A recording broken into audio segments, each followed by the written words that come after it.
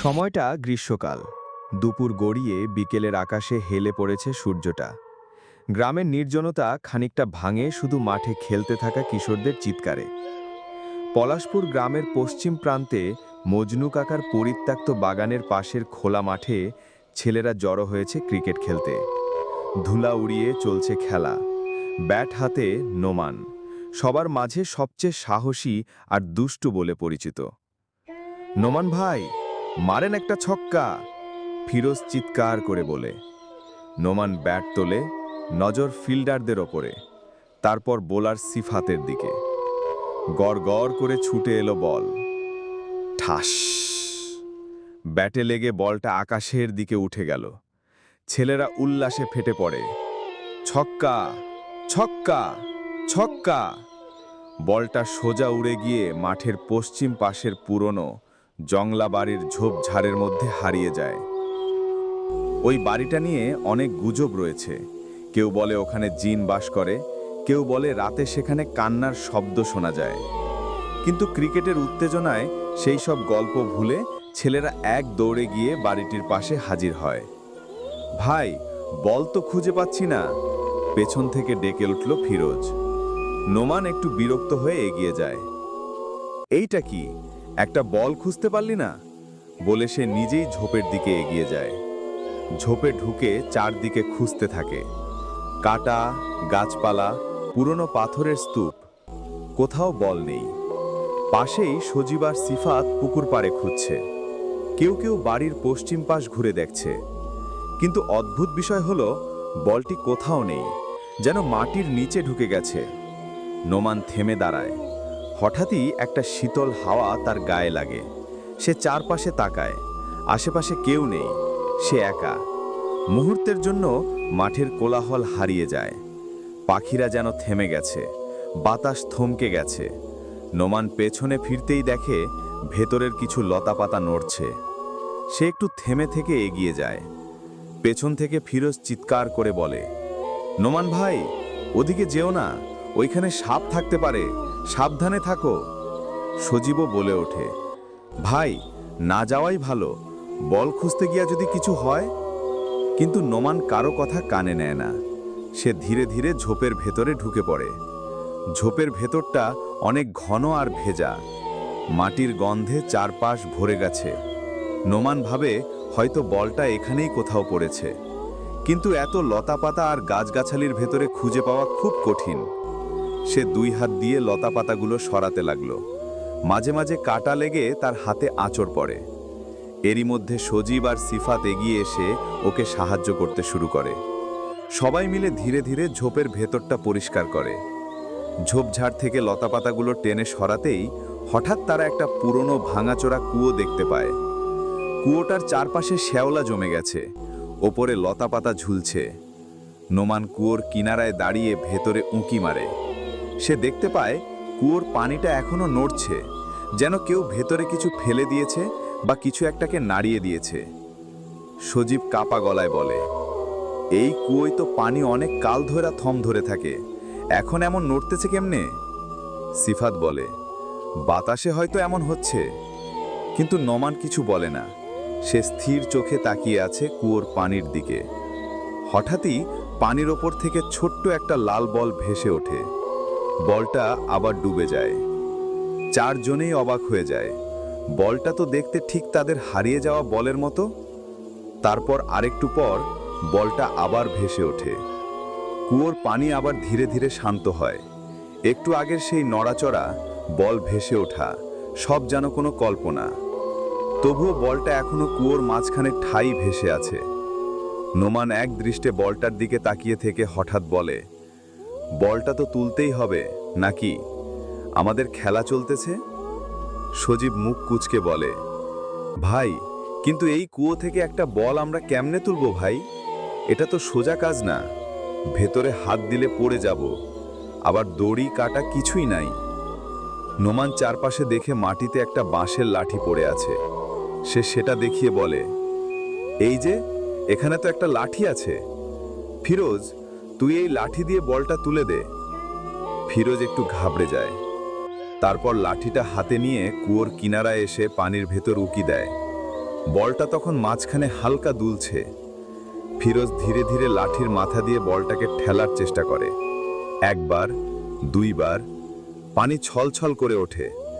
লাঠির স্পর্শ লাগলেও বলটা যেন একটু সরে যায়, আবার থেমে যায়। ফিরোজ বলে, ভাই, ওটা এমন করছে যেন নিজেই উঠতে চায় না। নোমান বলে, আরেকটু চেষ্টা কর, একটু তল দিয়ে ঠেল। ফিরোজ আবার চেষ্টা করে, এবার আরো নিচে ঢুকিয়ে বলটাকে তুলতে চায়, কিন্তু হঠাৎই কিছু একটা ঘটে। লাঠির মাথা হঠাৎ পানির নিচে এক ঝটকায় টেনে নেয় কিছু। ছপ শব্দ করে পানি ছিটকে ওঠে। ফিরোজ আটকে উঠে পেছনে সরে আসে। ভাই, কেউ যেন আমার হাত টেনে ধরছিল। সজীব আর সিফাত তাড়াতাড়ি ওর দিকে ছুটে আসে। নোমান বলে, কি কি বললি? টেনে ধরছিল? ফিরোজ কাপা গলায় বলে, আমি লাঠি নামাইছিলাম, হঠাৎ পানির নিচে থেকে মনে হইল কিছু একটা আমার লাঠিটা চেপে ধরছে। তারপর এক ঝটকায় লাঠির মাথা পানির নিচে ঢুকে যায়। আমি ভয় পাইছি ভাই। চারজনেই চুপচাপ দাঁড়িয়ে থাকে। সজীব আস্তে করে বলে, ভাই চল না, বল না তুললেও হবে। খেলার জন্য একটা বলও কি আর পাওয়া যাবে না? চল এখান থেকে। নোমান কিছু না বলে আবার কুয়োর পানির দিকে তাকিয়ে থাকে। বলটা এবার আর মাঝখানে নেই, তলিয়ে গেছে। চারজনেই কিছুক্ষণ চুপ করে শুধু পানি দাঁড়িয়ে থাকে। টলটল করছে। তারপর সজীব ধীরে আর বলল, একেবারে নিচ থেকে ভাই, যেন ফেনার চল, মতো একটা বলটা বুদবুদ উঠে আনলেও আসছে। হবে। আমার কেমন জানি ভয় ভয় লাগতেছে। সিফাত বলে, ও, ওইখানে কিছু একটা আছে হয়তো। নোমান একবার কুয়োর পানির দিকে তাকায়। বলটা তলিয়ে গেছে, এখন শুধু পানির নড়াচড়া। তারা সেখান থেকে চলে যেতে থাকে। নোমানের মনে হচ্ছে পেছনে যেন কুয়োর ভেতর থেকে কিছু একটা আবার ভেসে উঠেছে, কিন্তু সে আর পেছনে তাকায় না। চারজন ধীরে ধীরে কুয়োর কাশের ঝোপঝাড় থেকে বেরিয়ে খোলা মাঠে এসে দাঁড়ায়। আকাশে তখন মেঘ জমছে, আলো ফ্যাকাশে হয়ে গেছে। ঠিক সে সময় হঠাৎ একটা ছেলে মানুষের গলা ভেসে আসে, সজীব ভাই, সজীব ভাই, তাড়াতাড়ি চলো, বাড়িতে তোমার ছোট বোনটা খুব অসুস্থ। সজীব থমকে দাঁড়ায়, মুখটা ফ্যাকাশে হয়ে যায়। হুনিকা, কি হয়েছে? জ্বর, খুব জ্বর, চোখ বুজে যাচ্ছে, খালি কাঁপতেছে। আন্টি কইছে হাসপাতালে নিতে হবে। সজীব এক মুহূর্ত দেরি না করে হাতে থাকা ব্যাটটা ফেলে দিয়ে বাড়ির দিকে দৌড় দেয়। নোমানও দৌড়ে তার পেছনে ছুটে যায়। সজীবের নোমানের ফুফাতো ভাই, আর এই কয়দিন সে ওর বাড়িতেই বেড়াতে এসেছে। বাড়িতে চুকতেই গায়ে কাটা দিয়ে ওঠে। বিছানায় শুয়ে আছে ছোট্ট অনিকা, চোখ আধা বুজে আছে, ঠোঁট ফ্যাকাশে, শরীরটাও কাঁপছে থরথর করে, মুখ দিয়ে শুধু ভ্যাপসা গরম নিঃশ্বাস বেরোচ্ছে। সজীবের মা চাদর দিয়ে অনিকাকে ঢেকে রাখছেন, পাশে বসে পানিতে ভেজা কাপড় গায়ে দিচ্ছেন। সজীবকে দেখে উনি মুখ ভার করে বলে, এত বড় হইছস, তবু বুঝোস না কোনটা ভালো কোনটা মন্দ? সারা দিন শুধু বাচ্চাদের পেছনে লেগে থাকিস, খেলাধুলা করিস, এখন ছোট বোনটা মরতেছে আর তুই কিনা মাটি খেলতেছিস। সজীব মাথা নিচু করে দাঁড়িয়ে থাকে। তিনি আবার বলেন, তোর এই বন্ধুরা আসে, তোদের দল বেঁধে যাওয়া শুরু হয়, ঘরের কাজকর্ম কিছু করিস না, ছোট বোনটারে কে দেখবে বল? নোমান একটু পেছনে সরে দাঁড়ায়। সজীবের মায়ের কথায় সে নিজেও লজ্জা পায়। সত্যিই তো, খেলার বলের পেছনে ছুটতে ছুটতে তারা কুয়োর কাছে চলে গিয়েছিল। ঘরে তখনও অনিকার দেহে জ্বরের আগুন, আর সজীবের মায়ের মুখে অভিমান আর ভয়ের ছাপ। বাড়ির পরিবেশটা তখন থমথমে। অনিকার নিঃশ্বাস কেমন যেন ভারী হয়ে উঠছে, মাঝে মাঝে হালকা গোঙানির মতো শব্দ হচ্ছে। সজীবের মা চিন্তায় পড়ে যান। না রে, এক্ষুনি হাসপাতালে নিতে হবে, আর দেরি করা ঠিক হবে না। সজীব দৌড়ে পাশের রাস্তা থেকে একটা রিক্সা ডেকে আনে। নোমানও তার ফুপু চাদর মুড়িয়ে অনিকাকে কোলে নেয়। ছোট্ট শরীরটা একেবারে গরম হয়ে আছে। রিক্সা চলে মাঠ পেরিয়ে রাস্তায় ওঠে। তখন চারপাশে সন্ধে নেমে এসেছে, হালকা বাতাস বইছে। হাসপাতালে পৌঁছতে পৌঁছতেই রাত 8টার কাছাকাছি বাজে। জরুরি বিভাগে খুব বেশি ভিড় নেই। ডিউটিতে থাকা ডাক্তার তড়িঘড়ি করে তাপমাত্রা মাপে। ডাক্তার চোখ কুঁচকে বললেন, 105 ডিগ্রি, খুব হাই টেম্পারেচার, এক্ষুনি ব্যবস্থা নিতে হবে। সঙ্গে সঙ্গে নার্স এসে স্যালাইন লাগাতে শুরু করেন। অনিকাকে অক্সিজেন মাস্ক দেওয়া হয়। সজীবের মা আল্লাহ আল্লাহ করতে করতে পাশে বসে থাকেন। নোমান আর সজীব বাইরে এসে করিডোরে দাঁড়ায়। সজীব নিচু গলায় বলে, এই জ্বরটা কেমনে হইল হঠাৎ? সকালে তো ঠিকঠাকই আসিল। এই কথা বলার সময়ই ডাক্তার ঘর থেকে বেরিয়ে আসেন। চিন্তার কিছু নেই, ওষুধ দেওয়া হয়েছে, স্যালাইন জ্বলছে, এখন অপেক্ষা করতে হবে। জ্বর ধীরে ধীরে কমে যাবে, তবে রাতে নজরে রাখতে হবে। সজীবের মা মাথা নেড়ে বলেন, হ্যাঁ ঠিক আছে ডাক্তার সাহেব, খালি মেয়েটার জ্বর কমুক আল্লাহ, জ্বর কমুক আল্লাহ। হাসপাতালের ঘড়িতে তখন রাত 10টা। ঘরের বাতি ম্লান আলো দিচ্ছে, বাইরে হালকা বৃষ্টি হচ্ছে এখনো। নোমান জানালার পাশে গিয়ে দাঁড়ায়। তার চোখ চলে যায় দূরের দিকে, যেখানে তাদের খেলার মাঠ আর সেই পুরনো কুয়োটা। হঠাৎ তার মনে হয় জানালার কাছে একটা ছোট্ট পানির ছাপ, যেন কেউ ভেজা হাত দিয়ে ছুঁয়ে গেছে। সে ধীরে চোখ মুছে আবার অনিকার দিকে তাকায়। ছোট্ট মেয়েটা বিছানায় শুয়ে নিঃশব্দে চোখ বন্ধ করে আছে, তবে তার নিঃশ্বাস এখন একটু শান্ত। রাত বাড়ছে, হাসপাতালের ঘরটা স্তব্ধ। ভেতরে শুধু অক্সিজেন মাস্কের শু শু এই শব্দ শোনা যায়। অনিকাকে দেখে মনে হয় সে ঘুমের ভেতরেও ব্যথায় ছটফট করছে। মাঝে মাঝে তার ঠোঁট কেঁপে ওঠে। নোমান আর সজীব দরজার ধারে করিডোরে দাঁড়িয়ে কথা বলছিল। ঠিক তখন টুক করে সব বাতি নিভে যায়। চারদিকে ঘন অন্ধকার। কেউ চিৎকার করে ওঠে, আলো গেল। আরেকজন বলে, জেনারেটর চালাও তাড়াতাড়ি। 2-1 মিনিট অন্ধকারের মধ্যে হুলস্থুল লেগে যায়। রোগীর লোকেরা ভয়ে ফিসফিস করে, নার্সেরা টর্চ জ্বালাতে ব্যস্ত। ঘর ঘর জেনারেটর স্টার্ট নেয়। আলো আবার ফিরল। আলো ফিরতেই সকলে হা করে তাকিয়ে রইল। অনিকাকে বিছানায় দেখা যাচ্ছে না। সাদা চাদর পেছনে সরে গেছে, অক্সিজেন টিউবটা ফাঁকা পড়ে আছে। সজীবের মা 2 হাত দিয়ে মাথা চাপড়ে চিৎকার শুরু করেন, আয় আল্লাহ, আমার মেয়েটা কই? এতক্ষণে অন্ধকার হইল, কেউ আবার জেনে বুঝে নিয়ে গেল না তো? নার্স ভয়ে কেঁপে উঠে তাড়াতাড়ি ওয়ার্ড বয়কে ডাকতে ছুটে গেলেন। ডাক্তার এসে পড়লেন। তিনি গম্ভীর স্বরে বললেন, সব দরজা জানালা বন্ধ ছিল, কেউ বাইরেও বের হয়নি, তাহলে বাচ্চা গেল কোথায়? কেউ উত্তর দিতে পারে না। এই সময় নোমানের চোখ মেঝের ভেজা দাগ বরাবর দরজা পেরিয়ে করিডোরে পড়ে। সে ইশারা করে সজীবকে ডাকে, দেখ দাগগুলো বাইরে গেছে। 2 ভাই নিঃশব্দে পা টিপে করিডোরে এগোয়। জলছাপগুলো সোজা পেছনের জরুরি সিঁড়ি পর্যন্ত গেছে, তারপর নেমে গিয়েছে নিচের তলায়। নোমান কাঁপতে কাঁপতে বলে, স্যার, মেয়েটাকে হয়তো বলের পেছনেই টেনে আনা হয়েছে। ডাক্তাররা অবাক দৃষ্টিতে তাকালেও এবার আর দেরি না করে সিকিউরিটি ডাকেন। পুরো হাসপাতালে অনুসন্ধান শুরু হয়। এদিকে সজীবের মা করিডোরে এসে প্রায় ঢলে পড়ছেন, আমার অনিকা, কেউ আমার বাচ্চাকে এনে দাও। আতঙ্কের মাঝেও নোমান আর সজীব ঠিক করে বলটা যেদিকে আছে সেদিকেই অনিকা। আপাতত ওদের 2 ভাই অবশ্যই অনিকাকে খুঁজে বের করবে। প্রয়োজনে আবারও সেই পুরনো কুয়োর কাছে ফিরে যাবে, কারণ খেলার বলটি তো কুয়োর ভেতরে পড়েছিল। রাতে প্রায় 12টা বাজে। চারদিকটা একেবারে চুপচাপ।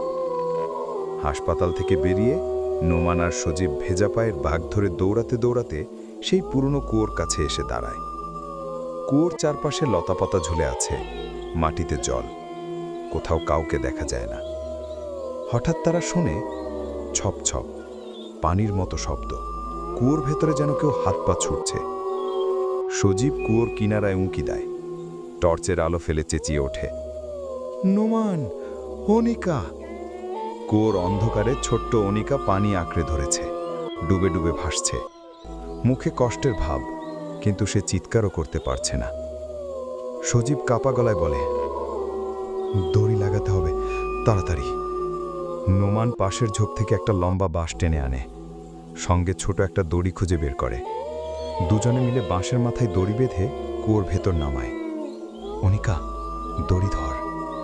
মেয়েটা হাত বাড়াতে যায়, কিন্তু তখনই পানিতে বড় ঢেউ ওঠে, যেন অনিকাকে জোর করে নিচে টানছে। পানির উপর ভেসে থাকা অনিকার ছোট্ট শরীরটা হঠাৎ করে এক ঝটকায় নিচে তলিয়ে যায়। চারপাশে ছপ ছপ শব্দ থেমে যায়। কুয়োর পানিতে শুধু ছোট ছোট বুদবুদ ভাসছে। অনিকা! সজীব হাউমাউ করে কাঁদতে থাকে, হাঁটু গেড়ে কুয়োর কিনারায় বসে পড়ে। বোন, আমি আসতেছি, তোর কিচ্ছু হইতে দিব না। তার গলা কেঁপে ওঠে, চোখ ভিজে যায় অশ্রুতে। ঠিক তখনই সজীবের পকেটে থাকা ফোনটা বেজে ওঠে। ট্রিং ট্রিং ট্রিং। স্ক্রিনে ভেসে ওঠে মা কলিং। কিন্তু সজীব ফোনের দিকেও তাকায় না। তার মন, চোখ সবকিছু কেবল একটা দিকে, কুয়োর দিকে।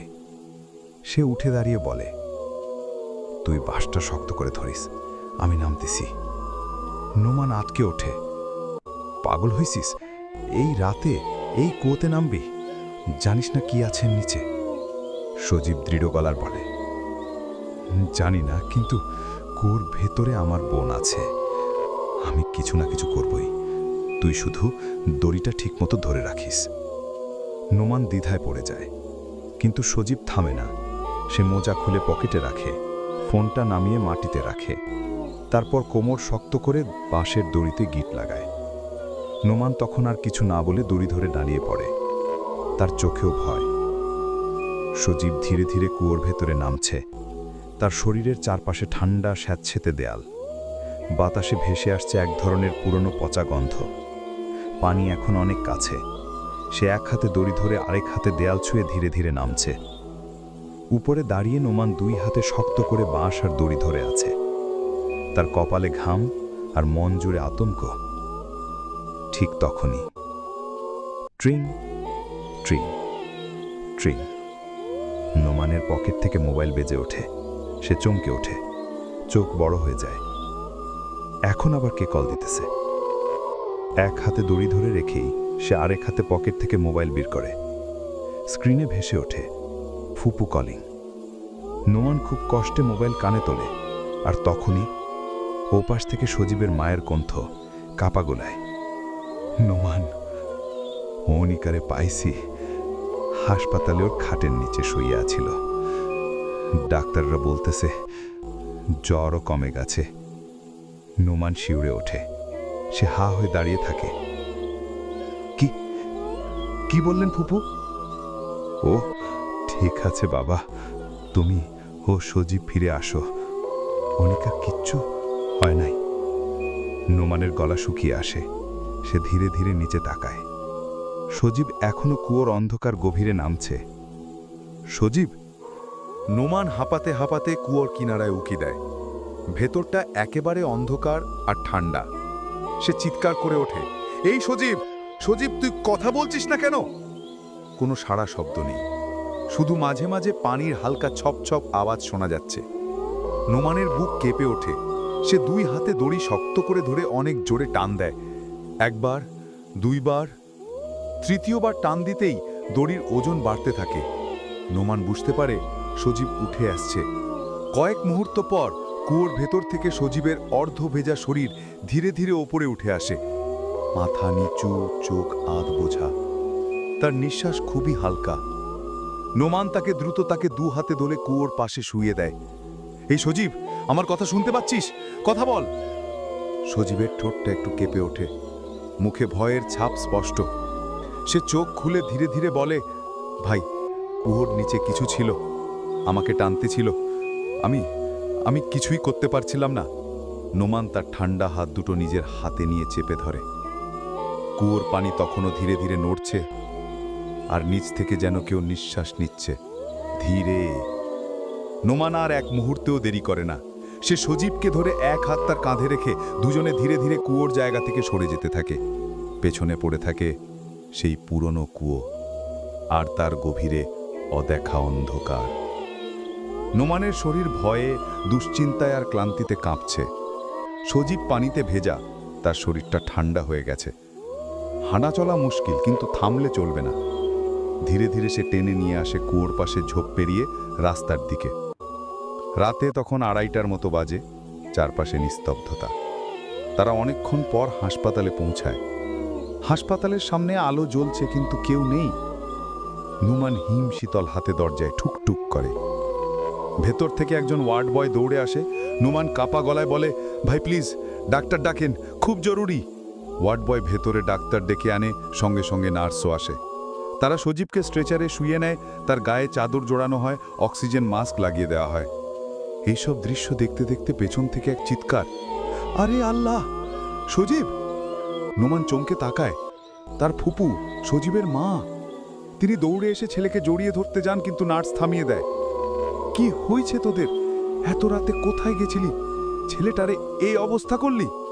ফুপু, আমরা ভাবছিলাম অনিকা কুয়োতে পড়েছে। আমরা তো জানতাম না ওর জ্বর কমে গেছে, খাটের নিচে আছে। ফুপু চোখের পানি মুছে ফেলে, তার কণ্ঠ ভাঙা। তোদের মাথায় কি বুদ্ধি নাই? পুরান কুয়ায় মাঝরাতে নামতে গেছিস? ডাক্তার এসে বলেন আপনার ছেলে এখনো শকে আছে, ভয় পেয়েছে, শরীর অনেক ঠান্ডা হয়ে গেছে। ওষুধ আর স্যালাইন দেওয়া হচ্ছে, দেখবেন ধীরে ধীরে ঠিক হয়ে যাবে।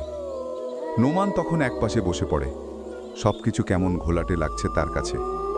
মনে হচ্ছে এই ভয়াবহ রাতের শেষে আবারও কিছু অদ্ভুত থেকে যাচ্ছে। কুয়োর ভেতর ঠিক কি ছিল? সকালের আলো ধীরে ধীরে জানালার ফাঁক দিয়ে হাসপাতালের রুমে ঢুকে পড়ে। রাতের ভয় আর ধকল যেন সবাইকে কিছুটা স্তব্ধ করে দিয়েছে। ডাক্তারের মতে এখন আর তেমন চিন্তার কিছু নেই। সজীবের শরীর স্বাভাবিক হচ্ছে, স্যালাইনও প্রায় শেষ। নোমান জানালার পাশে বসে আছে।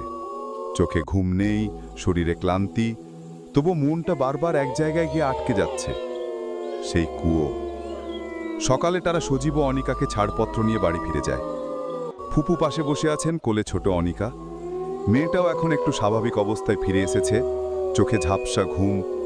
বাড়ির উঠোনে পা রাখতেই নোমান একটা দীর্ঘ নিঃশ্বাস ফেলে। সব ঠিকঠাক, অথচ তার বুকের ভেতর এখনো কিছু একটা চাপা পড়ে আছে। নোমান বারান্দায় দাঁড়িয়ে আকাশের দিকে তাকায়। সূর্য উঠেছে ঠিকই, কিন্তু তার মনে এখনো আঁধার। হঠাৎ অনিকার হাসির শব্দ শুনে পিছন ফিরে তাকায়। মেয়েটা মাটিতে বসে খেলছে, আর তার হাতে সেই লাল বলটা। নোমান চমকে ওঠে, এই বলটা তো কুয়াতে করেছিল। সে দ্রুত কাছে গিয়ে বলটা হাতে নেয়। বলটা ভেজা। এইটা কোথায় পাইলা? নোমান জিজ্ঞেস করে। অনিকা হেসে বলে, এটা তো আমি রেখেছিলাম, আমার নিচে খাটে ছিল। নোমান থমকে যায়।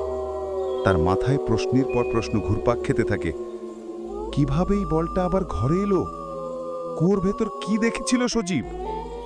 আর কুয়োর গভীরে যেটা ছিল, সেটা কি এখনো কুয়োতেই আছে? সে চুপচাপ দাঁড়িয়ে থাকে। হঠাৎই তার মনে হয়, সেই পুরনো কুয়োটা কেবল পানির কুয়ো নয়। বাড়ি ফেরার পর দেখতে দেখতে দুপুর হয়ে যায়।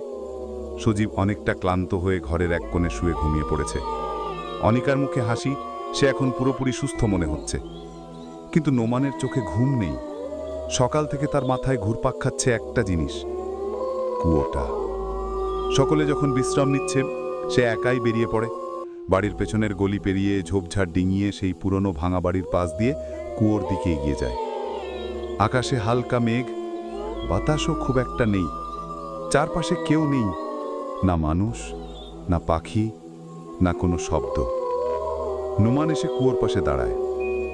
অজান্তেই শরীর কেঁপে ওঠে। রাতের সেই ঘটনা যেন আবার চোখের সামনে ভেসে ওঠে। সে ধীরে ধীরে কুয়োর কিনারায় বসে পড়ে। একটা ছোট পাথর তুলে নিয়ে মাটির ওপর ঘষে তারপর সেটা কুয়োর ভেতর ফেলে দেয়। পানি থেকে একটা ছোট্ট শব্দ হয়। সে আবার একটা ঢিল খুঁজে নেয়, ছুঁড়ে দেয়। নোমান অনমনে পাথর আর ঢিল ছুঁড়েই যাচ্ছিল। হঠাৎ কচ করে কিছু একটা তার কাঁধে এসে লাগে। সে ভয় পেয়ে লাফিয়ে উঠে দাঁড়ায়। চোখ মুখ ঘুরিয়ে দেখে চারপাশে কেউ নেই। না, সত্যি কেউ নেই। সে নিচে তাকিয়ে দেখে একটা ছোট গোল পাথর তার পায়ের কাছে গড়িয়ে পড়ে আছে। পাথরটা নিশ্চয়ই কেউ ছুঁড়ে মেরেছে, কিন্তু কে? তার গলা শুকিয়ে যায়। সে কাঁপা পায়ে আবার কুয়োর কিনারায় এসে উকি দেয়। পানি নড়ছে, জলের গায়ে ছোট ছোট ঢেউ উঠছে, যেন কেউ নিচ থেকে নাড়া দিচ্ছে। নোমানপুর বুকের ধরফর করে ওঠে। তবুও সে আবার বসে পড়ে, আবার পাথর খুঁজে নেয়। একটা, আরেকটা, ছুঁড়ে মারে কুয়োর ভেতর। পানি নড়ে ওঠে। সে পুনরায় কুয়োর পাশে বসে অনমনে ঢিল ছুঁড়েই যাচ্ছিল। হঠাৎ ঠাস, কিছু একটা তার কাঁধে এসে লাগে। সে লাফিয়ে উঠে দাঁড়ায়। চোখ মুখ চারপাশে ঘুরিয়ে দেখে কেউ নেই। না, সত্যি কেউ নেই। সে নিচে তাকিয়ে দেখে একটা ছোট গোল পাথর তার পায়ের কাছে গড়িয়ে পড়ে আছে। পাথরটা নিশ্চয়ই কেউ ছুঁড়ে মেরেছে, কিন্তু কে? নুমানের বুকের ধড়ফড় বেড়ে যায়। সে তাকিয়ে ভাবে, যদি কেউ আশেপাশে নেই তাহলে পাথরটা ছুঁড়ল কে? সে কাঁপা পায়ে এক ধাপ পিছিয়ে যায়, তখনই আরেকটা ঢিল এসে তার কাঁধে লাগে। টুপ!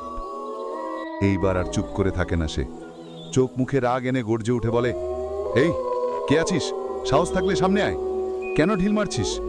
ভয় দেখাতে চাস? আমি ভয় পাই না। যা করার সামনে আয়, লুকায় থেকে না। সে কুয়োর কাছে গিয়ে উকি দেয়।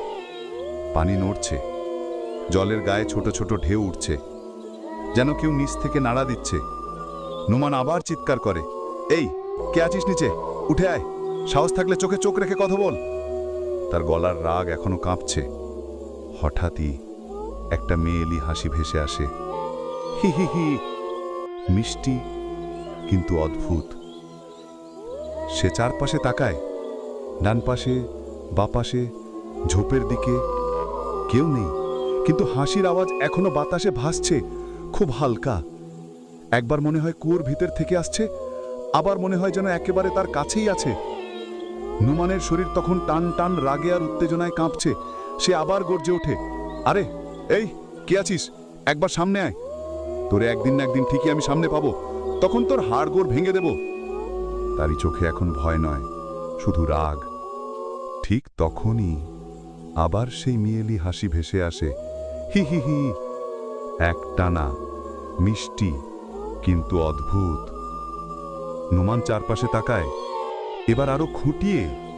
ঝোপে নেই, বাঁশঝাড়ে নেই, পেছনেও ফাঁকা। হঠাৎ তার চোখ আটকে যায় একটু দূরে একটা নারকেল গাছের দিকে। গাছের গুড়ির আড়ালে যেন কারোর ছায়া, রঙিন কাপড়ের মতো কিছু একটাও যেন নড়ছে। নুমান চোখ ছোট করে তাকায়, এই তাহলে এইখানেই লুকায় আছিস? তার বুকের ধড়ফড় বাড়ে। রাগে সে মাটির দিকে তাকিয়ে একটা ইটের ভাঙা টুকরো তুলে নেয়। নিজেকে মনে মনে বলে, আজ তোকে পেয়েছি, আজ এমন শিক্ষা দেব সারা জীবন মনে রাখবি। কণ্ঠটা এলোমেলো হয়ে যায়। না না, মানে আমি আসলে ভেবেছিলাম অন্য কেউ, মানে কেউ ঢিল মারতেছিল তো, তাই। মেয়েটি এবার একটু হাসে, চোখ ছোট করে বলে, তাহলে বুঝলাম আপনি খুব রাগী মানুষ। নোমান একটু লজ্জা পেয়ে মাথা চুলকে বলে, আসলে না, আমি মোটেও রাগী না। মানে একটু একটু রাগ তো সবারই থাকে। এটা রাগ না, এটা এটা একটু মুড। সে কথা শেষ করে হালকা হাসে। যাকগে, এসব বাদ দিন। আপনি কে? মানে আপনাকে তো চিনি না, আগে কখনো দেখিনি এখানে। মেয়েটি খুব শান্তভাবে বলে, আমি অজন্তা। নোমান অবাক হয়ে বলে, অজন্তা? বাহ, নামটা অনেক সুন্দর। আপনার মতোই, আপনার মতো নামটাও একদম অসাধারণ। মেয়েটি একটু চোখ নামিয়ে হেসে ফেলে। ধন্যবাদ। তারপর একটু থেমে মেয়েটি প্রশ্ন করে, তা আপনার নামটা কি? নোমান যেন একটু ধাতস্থ হয়ে বলে, নোমান, আমি নোমান। অজন্তা এবার চুপ করে থাকে। সে কিছু বলে না, শুধু তাকিয়ে থাকে নোমানের চোখের দিকে। নোমানও তাকিয়ে থাকে তার চোখে। এক অদ্ভুত নীরবতা, কোনো অস্বস্তিকর নয়, বরং শান্ত, গভীর। এ যেন দুজন মানুষ নয়, দুটি রহস্য। একটা পুরনো কুয়ের গভীরতা আর এক অপার্থিব রূপের ছায়া, যারা দুজনেই কিছু না বলেই সব বুঝে নিচ্ছে। নীরবতা একটু দীর্ঘ হয়ে যাচ্ছিল। নোমানের চোখ ঠিকরে পড়ছিল অজন্তার চোখে। সেই দৃষ্টিতে ছিল কৌতূহল, প্রশংসা আর হয়তো একটু মোহ। এই নীরবতা হঠাৎ ভেঙে দেয় অজন্তা নিজেই।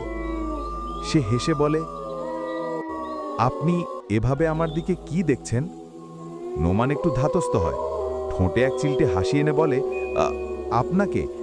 আপনাকেই দেখছি। অজন্তা এবার একটু লজ্জা পায়, মুখ ঘুরিয়ে নেয় হালকা। তার চোখে এক ধরনের লাজুক আলো খেলে যায়। সে কিছু বলতে যাবে, এমন সময় হঠাৎ দূর থেকে একটা চিৎকার শোনা যায়, এই নোমান, ওই নোমান! নোমান চমকে পেছন ফিরে তাকায়, দেখতে পায় সজীব ওদিক থেকে তাকে ডাকছে। আর সে তখন তাড়াতাড়ি অজন্তার দিকে ফিরে বলে, আপনি কোথায় থাকেন? মানে আগে তো আপনাকে কখনো দেখিনি এখানে। অজন্তা একটু হেসে বলে, আমি অনেক দূরে থাকি। এই তো কয়েক বাড়ির পরের একটা পুরনো বাড়ি আছে না, সেই বাড়ির পাশেই বেড়াতে এসেছি। নোমানের তখন একরকম জল জলে ভাব।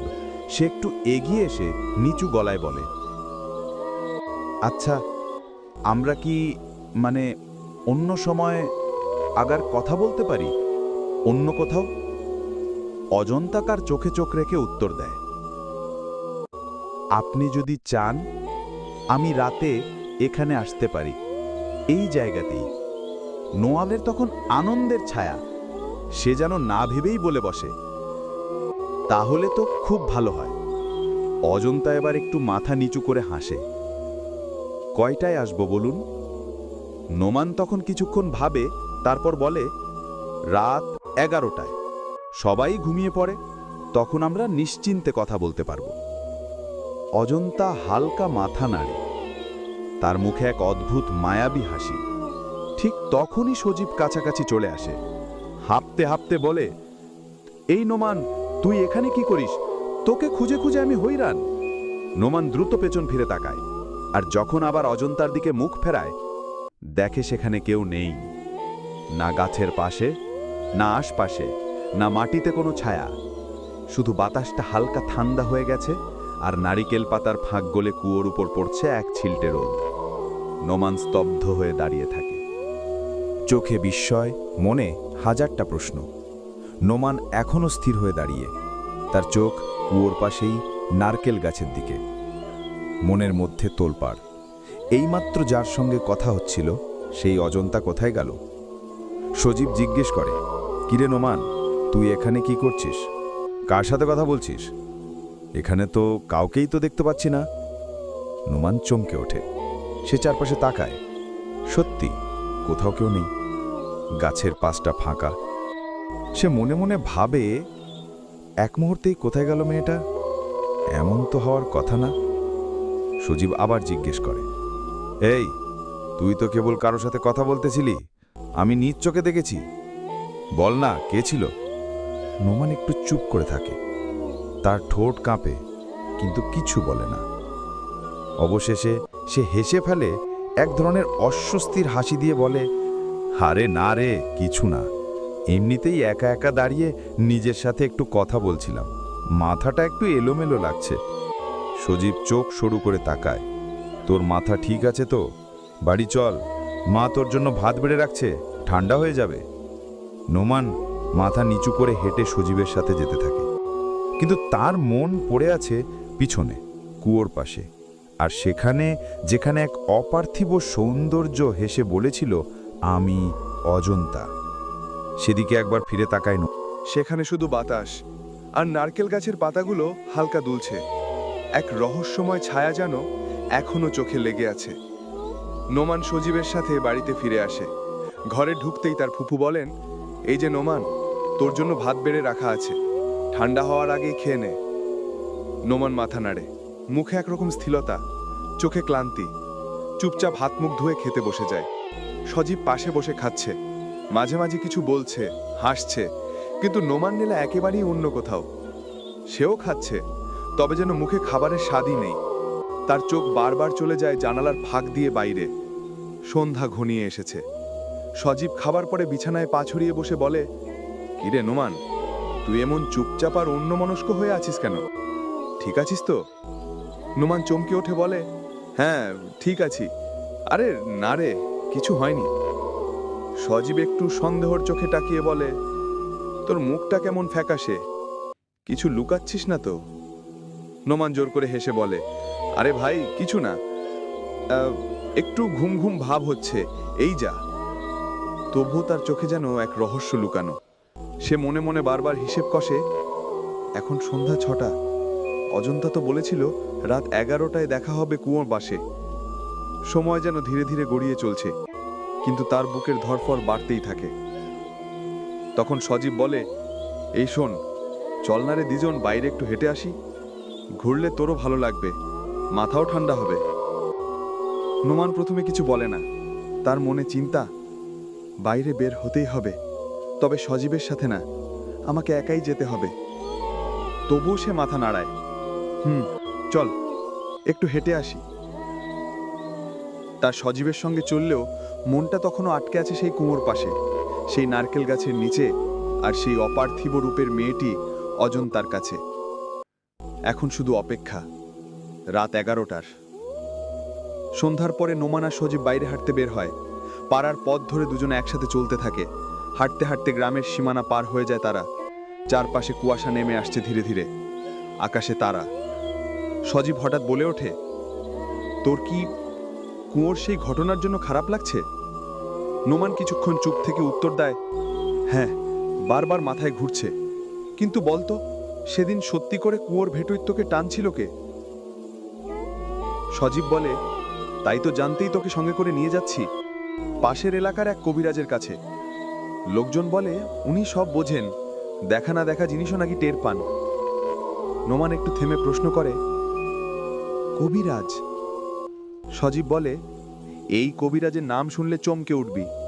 দূর দূরান্ত থেকে লোকে আসে ওনার কাছে। আমি নিজেও একবার গেছিলাম।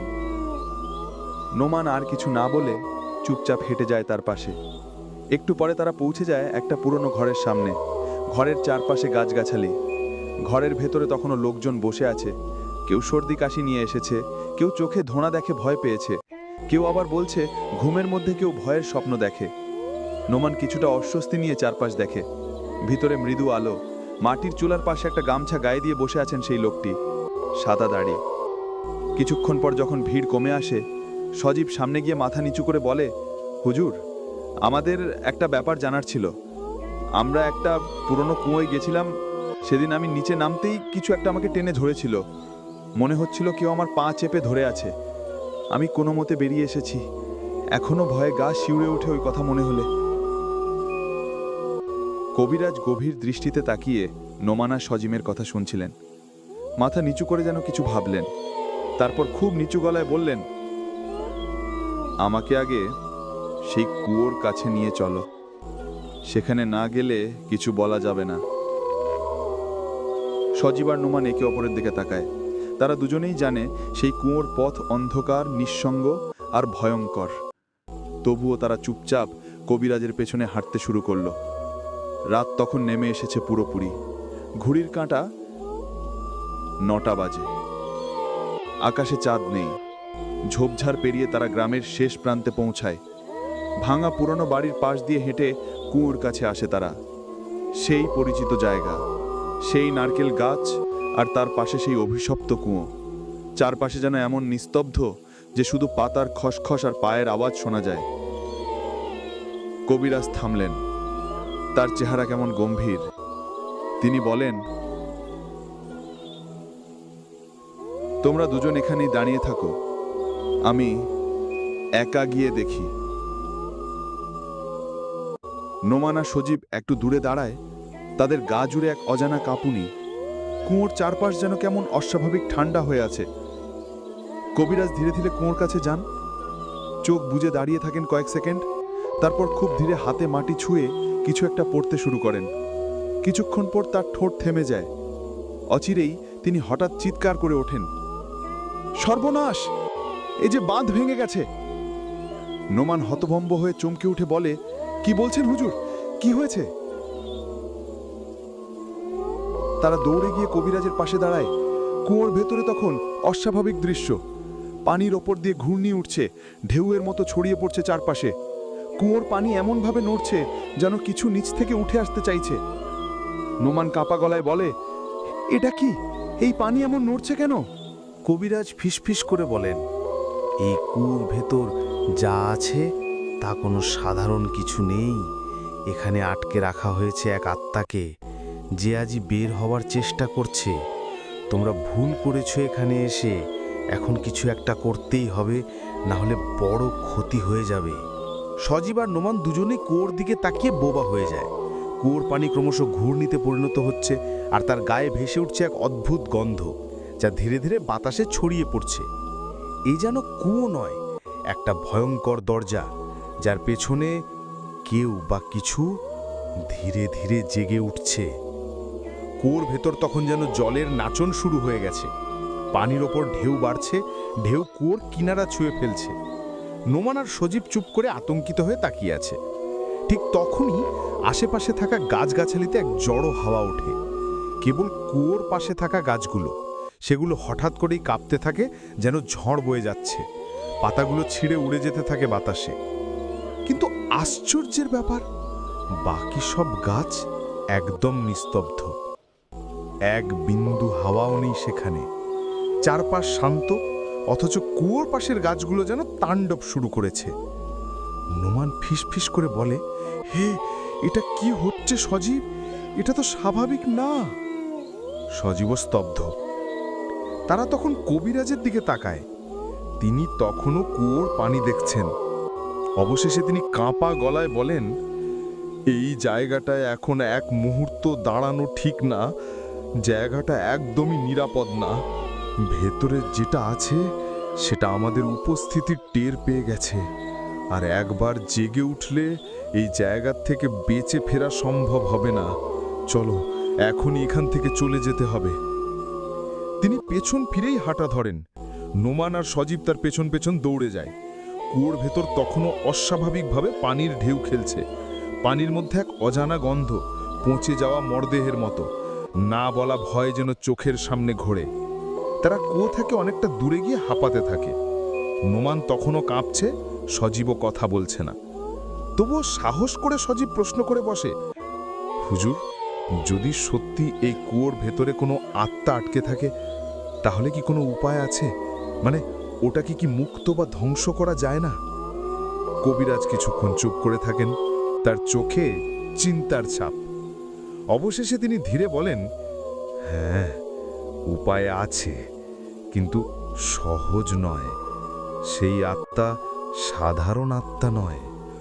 ওকে আটকে রাখা হয়েছিল বহু বছর আগে এক তান্ত্রিকের মাধ্যমে। তখন কয়েকজন প্রাণ দিয়েছিল, তারপর কুয়োর মুখ সিল করে দেওয়া হয়েছিল। কিন্তু তোমরা সেই সিল সরিয়ে দিয়েছ। এখন যদি ও মুক্তি পায়, তাহলে শুধু তোমাদের না, পুরো গ্রাম বিপদের মুখে পড়বে। নোমান জিজ্ঞেস করে, তাহলে কি করতে হবে হুজুর? কবিরাজ নিচু গলায় বলেন, ওকে ফের আটকে রাখতে হবে। তার জন্য লাগবে তান্ত্রিক বিদ্যা, পুরাতন মন্ত্রপাঠ, বলি আর এক সাহসী টোপ। কিন্তু তার আগে জানতে হবে এই কুয়োর আত্মা আসলে কে ছিল, কেন তাকে আটকানো হয়েছিল, আর এখন সে কাকে খুঁজছে। সজীব আর নোমান একে অপরের মুখের দিকে তাকায়। নোমানের মনে তখন ভেসে ওঠে একমাত্র নাম, অজন্তা।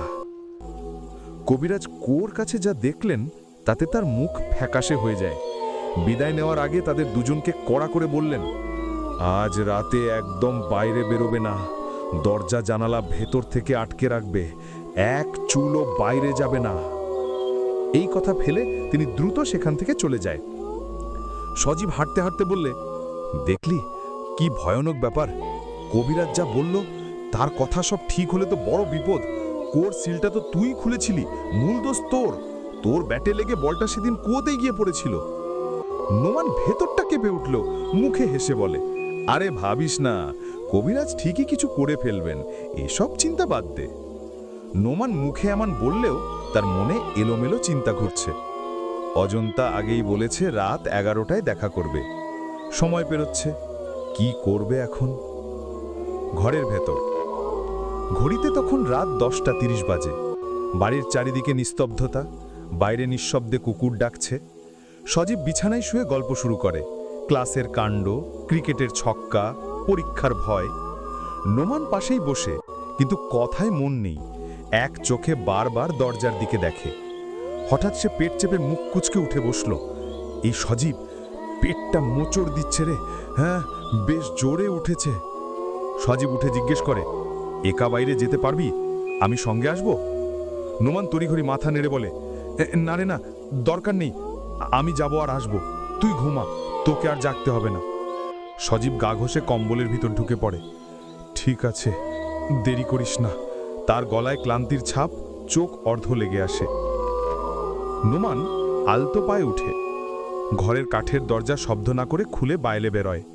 চাঁদহীন আকাশ, মেঘ, দু একটা কুকুর ঘেউ ঘেউ করছে। সে বুক ভরে শ্বাস নেয়। ঘড়ি দেখে 10:55। কুয়োর পথ ধরতে হলে এখনই বেরোতে হবে। হাঁটতে হাঁটতে তার মনে পড়ে কবিরাজের সাবধান বার্তা, এক চুলো বাইরে বেরোবে না। কিন্তু অজন্তার মিষ্টি হাসি, গভীর চোখ আর সেই অপার্থিব টানে পা থামে না। চুপি চুপি বাড়ির আঙিনা পেরিয়ে নোমান অন্ধকার পথ ধরে হাঁটতে থাকে। গন্তব্য সেই পুরনো কুয়ো, যেখানে রাত 11টার প্রতিশ্রুতি তার জন্য অপেক্ষা করছে। কিন্তু অজন্তার ঠোঁটে তখনও সেই রহস্যময় হাসি। সে কিছু না বলে শুধু বলে, ভালোবাসলে বিশ্বাস রাখতে শেখো, তোমার জন্য সারপ্রাইজ আছে। নোমান আর কিছু জিজ্ঞেস করে না, ধীরে ধীরে চোখ বন্ধ করে নেয়। তার শ্বাস ভারী হয়ে আসে, মনে হচ্ছে বুকের ভেতর কিছু একটা ছটপট করছে। তবুও সে চুপচাপ দাঁড়িয়ে থাকে, চোখ বন্ধ। ঠিক তখনই অজন্তার গায়ে যেন এক ভয়ানক পরিবর্তন শুরু হয়। তার মুখের সেই অপার্থিব সৌন্দর্য যেন মিলিয়ে যেতে থাকে। চামড়া ফেটে ফেটে নিচে ঝরে পড়ে। তার হাতের নখ লম্বা হয়ে ওঠে, চোখের পাতা উল্টে যায়, চুলগুলো হঠাৎ করেই বাতাসে নড়তে থাকে, যেন নিজের ইচ্ছেতে। তার শরীরটা অস্বাভাবিকভাবে লম্বা হতে থাকে। চেহারার জায়গায় এখন শুধুই ফাঁকা দুটো গহ্বর, এক ভয়ানক নিঃশব্দ রূপে রূপান্তরিত হচ্ছে সে। কিন্তু নোমান তখনও জানে না তার সামনে কে দাঁড়িয়ে আছে, কারণ সে তো তখনও চোখ বন্ধ করে আছে। সে শুধু ফিসফিস করে বলে ওঠে, অজন্তা, কি হলো? আমি চোখ খুলব? কোনো উত্তর নেই, শুধু নীরবতা। তার গলায় আবার ধরা পড়ে কিছুটা ভয়। আমি চোখ খুলতে পারি, অজন্তা, কিছু বলো না কেন? কিন্তু তার চারপাশ তখন নিঃশব্দ নয়, বরং ঠান্ডা বাতাসে কুয়োর ভেতর থেকে এক দীর্ঘ গভীর শ্বাসের শব্দ ভেসে আসছে। আর সামনে নোমানের 1 হাত দূরে দাঁড়িয়ে আছে অজন্তা নয়, ভয়ঙ্কর একটা অবয়ব, যে বহু বছর ধরে জেগে ওঠার অপেক্ষায় ছিল। ভয়ঙ্কর সেই অবয়বটা ধীরে ধীরে নোমানের দিকে এগিয়ে আসে। তার লম্বা হাতটা নেমে আসে নোমানের গলার কাছে, 1 ইঞ্চি দূরে। নোমানের চোখ এখনো বন্ধ, মনে হচ্ছে দম বন্ধ হয়ে আসছে, বুক ধরফড় করছে, শীতল হাওয়া তার চারপাশ ঘিরে ফেলেছে। ঠিক তখনই হঠাৎ একটা চিৎকার ভেসে আসে রাতের নিস্তব্ধতায়। এই নোমান, তুই এত রাতে কুয়োর সামনে কি করছিস? সজীব! নোমানের শরীরটা যেন ঝাঁকুনি খায়। সে চমকে উঠে চোখ মেলে তাকায়। সামনে কিছু নেই, না অজন্তা, শুধু শূন্যতা। আর কুয়োর পাশে দাঁড়িয়ে থাকা নারকেল গাছটা হালকা বাতাসে দুলছে। সে হাঁপাতে থাকে, মনে হয় শরীর থেকে ঘাম ঝরছে, কিন্তু চারপাশ ঠান্ডা। সজীব দৌড়ে এসে পাশে দাঁড়ায়। কিরে, তুই এত রাতে এখানে দাঁড়িয়েছিস কেন? আমি তো ভেবেছিলাম তুই ঘরের পাশে আছিস, এত দূরে এই জায়গায়। তুই জানিস না এই কুয়োটা ঠিক না? নোমান কেবল ধীরে মাথা নাড়ে। তার চোখ একবার কুয়োর কালো পানির দিকে যায়। সজীব কোনো কথা না বলে চুপচাপ নোমানের হাত ধরে টানতে থাকে। নোমান তখনও কিছুটা স্তব্ধ, যেন কোনো গভীর ঘরে ডুবে আছে। তার পা যেন মাটিতে আটকে গেছে। তবুও সজীব জোরে টেনে টেনে তাকে বাড়ির দিকে নিয়ে যায়। বাড়িতে ফিরে সজীব বিছানায় বসিয়ে দেয় নোমানকে। নোমান নিঃশব্দে বসে থাকে, তার চোখ দুটো যেন এখনো কিছু খুঁজছে। রাত কেটে ভোর হয়। সজীব আর দেরি না করে সকাল হতেই নোমানকে নিয়ে ছুটে যায় সেই কবিরাজের কাছে। পৌঁছেই সজীব বলে ওঠে, হুজুর, আমি আর চুপ থাকতে পারছি না। কাল রাতে নোমান আবার কুয়োর কাছে চলে গিয়েছিল। আমি ঠিক সময় না গেলে হয়তো আজ ওকে আর পেতাম না। কবিরাজ ধীরে ধীরে মাথা নাড়ান, তার মুখে গভীর চিন্তার রেখা। তিনি নোমানের চোখের দিকে তাকিয়ে বলেন, আমি আগেই বলেছিলাম কুয়োর ভেতর এক ভয়ানক আত্মা বন্দী আছে।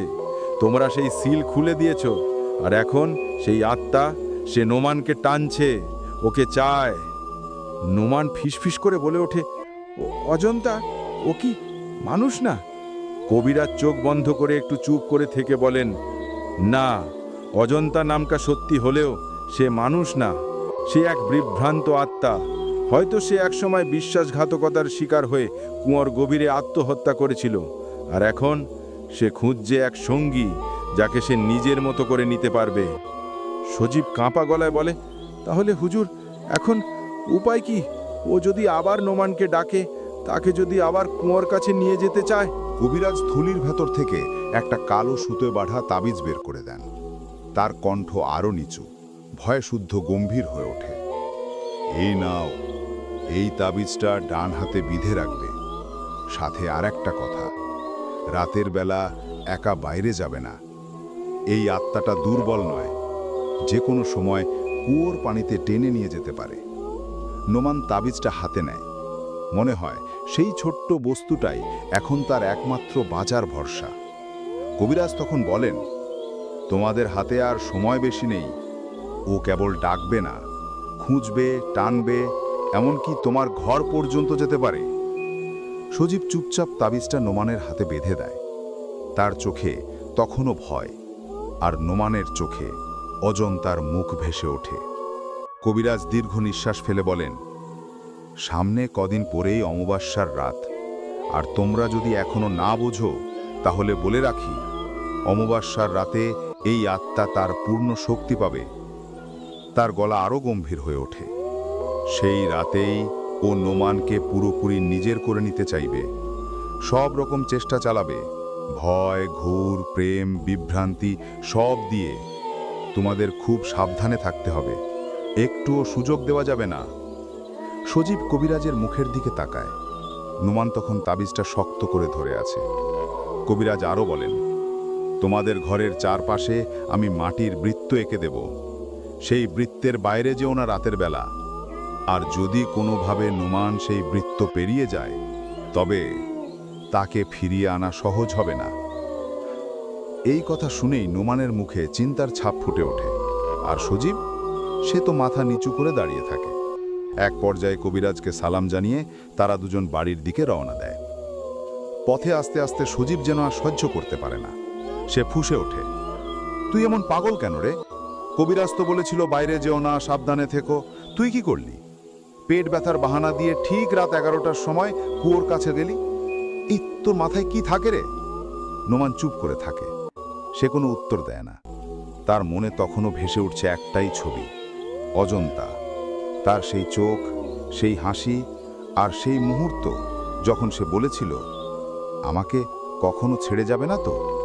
সজীব ধমকের গলায় আবার বলে ওঠে, তুই যদি আবার এমন কিছু করিস, আমি কিন্তু তোর মাথায় বাড়ি দিয়ে ঘুম পাড়িয়ে রাখবো, বুঝলি? নোমান এবার ধীরে বলে, আমি চাইনি এমন হোক রে সজীব। আমি নিজের ওপর নিয়ন্ত্রণ হারিয়ে ফেলেছিলাম। সজীব কাঁধে হাত রাখে। ঠিক আছে, এখন বাড়ি চল, কিন্তু মনে রাখবি, অমাবস্যার রাত আমাদের জন্য ভয়ঙ্কর হতে পারে। দিনগুলো যেন চোখের পলকে কেটে গেল। কোনো রকমে দিন পার করে এলো অমাবস্যার সেই রাত। চারপাশে অদ্ভুত এক নিস্তব্ধতা। চাঁদ নেই, আলো নেই, আকাশ জুড়ে কেবল ঘন কালো মেঘ। সন্ধ্যার আগেই কবিরাজ এসে পৌঁছলেন সজীবদের বাড়িতে। তিনি খুব সতর্কভাবে বাড়ির উঠোনে একটি গোলাকার মাটির বলয় তৈরি করলেন। বললেন, এই বলয়ের বাইরে কেউ যাবে না। যা কিছুই হোক, কেউ যদি ডাকেও, কাঁদেও বা চেনা কণ্ঠে কিছু বলে, সাড়া দেবে না। আজকের রাতটা পরীক্ষার রাত। নোমান, সজীব আর সজীবের বাবা মা সবাই বলয়ের ভেতর বসে আছে। কবিরাজ নিজে দাঁড়িয়ে আছেন বলয়ের মাঝখানে। তার চোখ বন্ধ, ঠোঁট কাঁপছে, চুপি চুপি মন্ত্র পাঠ করছেন। রাত গড়াতে থাকে। 11টার ঘড়ি বাজতেই হঠাৎ চারপাশে বাতাসের গতি বেড়ে যায়। সজীবের বাড়ির চারদিকে ঝড়ো হাওয়া বইতে থাকে। গাছের ডালপালা বাড়ির টিনের চালায় লাগছে। নোমান চুপচাপ বসে আছে, তবে তার চোখে আতঙ্ক স্পষ্ট। সে যেন টের পাচ্ছে কেউ বা কিছু তাকে পাশ থেকে ডাকছে, টানছে। সজীব বলে, সব ঠিক তো নোমান? নোমান মাথা নাড়ে, কিন্তু মুখে কোনো শব্দ নেই। ঠিক তখনই সজীবের উঠোনের এক প্রান্তে একটি ছায়া দেখা যায়। ছায়াটা ধীরে ধীরে ঘুরছে, একসময় দাঁড়িয়ে পড়ে বলয়ের বাইরের দিকে। আর সেই ছায়ার কণ্ঠে শোনা যায় এক মিষ্টি ডাক, নোমান, তুমি এসো, আমি এখানে আছি। আমরা তো কথা দিয়েছিলাম অমাবস্যার রাতে দেখা হবে। অজন্তার কণ্ঠস্বর, ঠিক যেন আগের মতোই, কোমল, মায়াবী। নোমান শিউরে ওঠে। সে হাতের তাবিজ শক্ত করে ধরে, কিন্তু মাথার ভেতর যেন কুয়োর সেই মুহূর্তগুলো ঝাঁপিয়ে পড়ে। সে উঠে দাঁড়াতে চায়, কিন্তু কবিরাজ সঙ্গে সঙ্গে বলে ওঠেন, না নোমান, এক পায়ে গলে সব শেষ হয়ে যাবে। ও তোমার প্রিয়জনের রূপ ধরে এসেছে, কিন্তু ও অজন্তা না, ও এক অভিশপ্ত আত্মা যে আজ রাতেই তোমার জীবন নিতে চায়। সজীব ঝাঁপিয়ে পড়ে নোমানের হাত ধরে, বলে, তুই যদি এখনই বলয়ের বাইরে যাস, আমি তোর মুখ আর কখনো দেখব না ভাই। নোমান থেমে যায়, তার চোখে জল। সে জানে এক ভয়ঙ্কর কিছু তার জন্য অপেক্ষা করছে বলয়ের বাইরে। এদিকে বাইরে ঝড় বেড়ে চলেছে, গাছের ডাল ভেঙে পড়ছে, আর সেই ছায়া ঠিক একই জায়গায় দাঁড়িয়ে ডাকছে, নোমান এসো, তুমি তো বলেছিলে আমি শুধু তোমার। সজীব, নোমান ও বাকিরা কবিরাজের তৈরি মাটির বলয়ের মধ্যে দম বন্ধ করে বসে আছে। হাতের তাবিজ শক্ত করে চেপে ধরেছে নোমান। কবিরাজ এখনো চোখ বন্ধ করে মন্ত্রপাঠ করছেন। ঠিক তখনই এক বিকট শব্দ, কেউ বা কিছু যেন বলয়ের এক প্রান্তে আছড়ে পড়ে। চারপাশ কেঁপে ওঠে। সজীব চোখ বড় বড় করে বলে, বলয়ের ভেতর কিছু ঢুকে পড়েছে। তারা তাকিয়ে দেখে বলয়ের ভিতরে ধীরে ধীরে দাঁড়িয়ে যাচ্ছে এক নারী অববয়। সেই লাল শাড়ি, খোলা চুল, অথচ মুখটা বিকৃত, চোখ নেই, গহ্বর, দাঁতের বদলে ধারালো কিছু উকি দিচ্ছে ঠোঁটের কোণে। নোমানের গা কাঁটা দিয়ে ওঠে। সে বুঝে যায় এটাই সেই অজন্তা। আত্মাটি ধীরে ধীরে নোমানের দিকে এগিয়ে আসে। কবিরাজ দ্রুত বলে ওঠেন, নোমান, ভুলেও তার চোখে তাকাবি না, চোখ ফিরিয়ে রাখ। নোমান ফ্যাকাশে মুখে অন্যদিকে তাকিয়ে থাকে। আত্মাটি এসে তার সামনে দাঁড়ায়। তার কণ্ঠে, তুমি বলেছিলে আমি শুধু তোমার, তুমি বলেছিলে আমায় ছেড়ে যাবে না, তাহলে এখন মুখ ফিরিয়ে আছো কেন? নোমান কান বন্ধ করে রাখে, কাপা গলায় বলে, তুই অজন্তা না। রাত প্রায় শেষের দিকে। কুয়ার ভয়ঙ্কর সেই আত্মাটিকে বন্দি করে কবিরাজ যখন পাথরের মোহরে সিল করে ছোট একটি কাঁচের বোতলে ঢুকিয়ে নেন, তখন সেখানে স্বস্তির নিঃশ্বাস। সজীব, নোমান আর অন্যান্যরা হাঁপ ছেড়ে বাঁচে। নোমান অবাক হয়ে বলে, এটা তাহলে শেষ, সব শেষ? কবিরাজ হেসে বলেন, হ্যাঁ, এই শক্তিশালী আত্মাকে আমি অনেক কষ্টে বন্দি করেছি। এখন ও আর কারো ক্ষতি করতে পারবে না। সবাই হাসতে থাকে, কেউ পানি খায়, কেউ জোরে নিঃশ্বাস নেয়। সমস্ত ভয় আর চাপ কেটে গেছে। ঠিক তখনই একটা বিকট শব্দ হয়। বিকট শব্দে সবাই থমকে যায়। সবার চোখ যায় কবিরাজের হাতে থাকা সেই কাঁচের বোতলে। বোতলের ভিতরে হালকা ধোয়ার মতো কিছু ঘূর্ণায়মান। কবিরাজ এক হাতে বোতল শক্ত করে ধরতেই বোতলটি ফেটে চুরমার হয়ে যায়। মুহূর্তেই বোতল ফেটে টুকরো টুকরো। সেখান থেকে কালো ধোঁয়া বেরিয়ে এসে মাঝখানে জড়ো হতে থাকে। চারপাশ অন্ধকারে ঢেকে যায়। সবাই চিৎকার করে সরে দাঁড়ায়। কবিরাজ বিস্ময়ে বলতে থাকে, না না, এটা হতে পারে না। একটা আত্মা কখনোই কাচের বোতল ভেঙে বেরোতে পারে না। এটা তো সম্ভব না। ঠিক তখনই সেই ঘূর্ণি ধোঁয়া ধীরে ধীরে আকার নেয় এক ভয়ানক অববয়। চুল এলোমেলো, মুখ বিকৃত, চোখ জলজল করছে আগুনের মতো।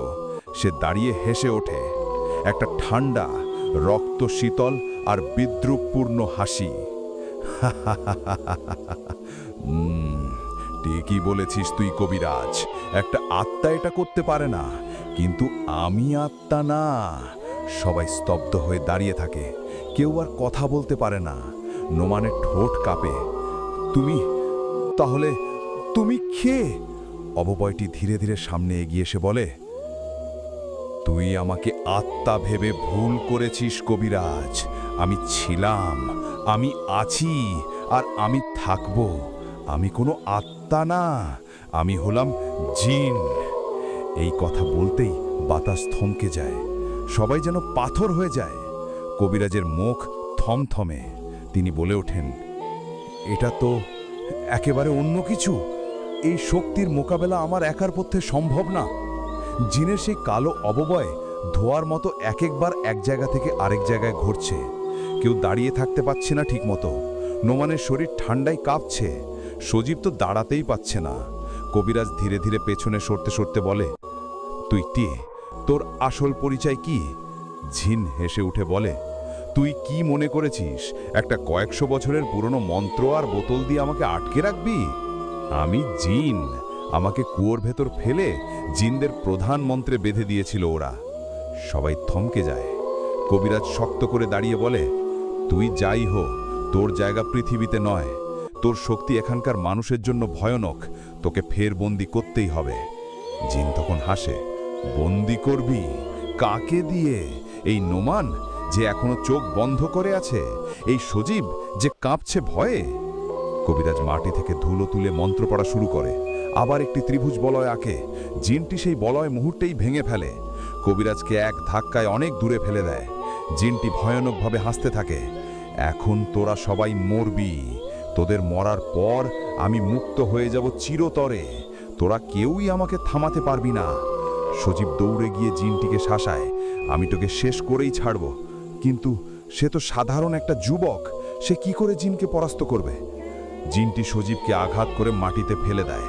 সে হাসতে হাসতে বলে, আমাকে কেউ আটকাতে পারবে না।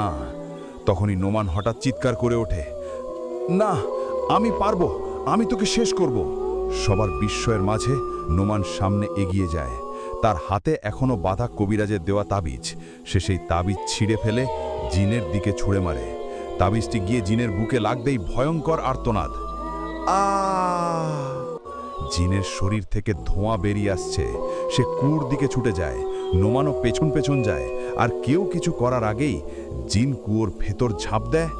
আর নোমান! সজীব চিৎকার করে ওঠে। কবিরাজ দৌড়ে আসে, কিন্তু তখন আর কিছু করার থাকে না। কুয়োর পানি থমথমে। 1 মিনিট, 2 মিনিট, হঠাৎ সেই পানি থেকে তীব্র ধোঁয়া বের হয়। আর কিছুক্ষণের মধ্যেই সব শান্ত। নোমান আর নেই। তাকে কুয়োর ভেতর অনেক খুঁজেও পাওয়া যায়নি। হয়তো নোমান নিজের জীবন বিসর্জন দিয়ে জিনটিতে পুনরায় বন্দি করে রেখেছে। সবকিছু এখন শান্ত। চারদিকে আর কোনো শব্দ নেই। সজীব চুপচাপ বসে আছে সেই পুরনো কুয়োর পাশে। ভোরের আলো ফুটে উঠেছে। আকাশটা রঙিন হলেও তার চোখে কেবল ছায়া। সে একা নিঃশব্দে তাকিয়ে আছে সেই কুয়োর পানির দিকে, যেখানে তার ফুফাতো ভাই হারিয়ে গেছে অজানা এক অন্ধকারের ভেতরে। তার চোখে জল টলমল করে। সে বলে, তুই নিজেই আজ অজানা হয়ে গেলি নোমান। তার চোখের সামনে ভেসে ওঠে সেই মুহূর্তগুলো। নোমানের হাসি, তার ভয়কে তুচ্ছ করে ছুটে যাওয়া, আর শেষ চিৎকার, আমি পারবো, আমি তোকে শেষ করব। সজীব কাপা গলায় বলে, তুই শুধু আমার ভাই ছিলি না রে, তুই ছিলি আমার বন্ধু, আমার সাহস। তুই ছিলি সেই দেয়াল যা আজ নেই। এখন এই কুয়োর দিকে তাকালে মনে হয় তুই এখানেই কোথাও আছিস। তারপর সে ধীরে ধীরে উঠে দাঁড়ায়। শেষবারের মতো কুয়োর দিকে তাকিয়ে বলে, বিদায় নোমান, হয়তো দেখা হবে অন্য কোনো এক গল্পে।